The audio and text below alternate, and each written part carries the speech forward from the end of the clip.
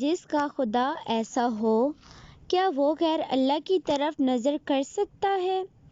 حضرت جنید بغدادی رحمۃ اللہ علیہ کے پاس ایک عورت آئی اور اپنے شوہر کی شکایت لے کر آئی اور کہنے لگی کہ حضرت میں اتنی حسین ہوں پھر بھی میرا شوہر ہر دوسری عورت کی طرف نظر کرتا ہے اور غیر عورتوں کے پاس جاتا ہے اور میری طرف کوئی التفات نہیں کرتا۔ پھر کہنے لگی کہ اگر شریعت میں پردے کا حکم نہ ہوتا تو میں اپنا چہرہ آپ کے سامنے کھول کر بتاتی کہ مجھے اللہ نے کیسا حسین بنایا ہے۔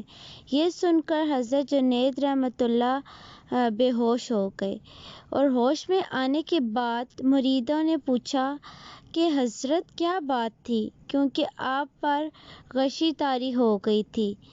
حضرت نے فرمایا کہ تم نے اس عورت کی بات سنی نہیں؟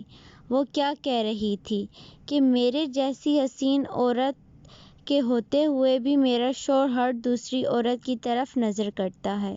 یہ سن کر ایک حدیث قدسی یاد آ گئی جس میں نبی کریم صلی اللہ علیہ وآلہ وسلم نے فرمایا کہ اللہ تعالیٰ فرماتے ہیں کہ جس کا خدا میرے جیسا ہو، کیا وہ بندہ مجھے چھوڑ کر دوسروں کی طرف نظر کر سکتا ہے؟